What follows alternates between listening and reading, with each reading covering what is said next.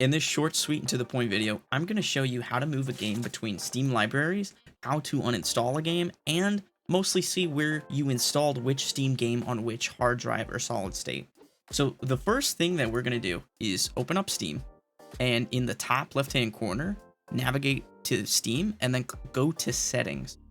From Settings, go down to where it says Storage, and this is where we're going to be working out of. Now, I have a Steam library on all of my drives, and I move games between them freely and easily because I normally used to have to back up a game and then restore it on the drive I wanted it to be. But using this storage interface, all you have to do is check a box and you'll get the option to uninstall or move it. If you click on move, it will give you the option to move it to any drive that you have a Steam library present on. And once you hit move, it moves it easy peasy, no issues.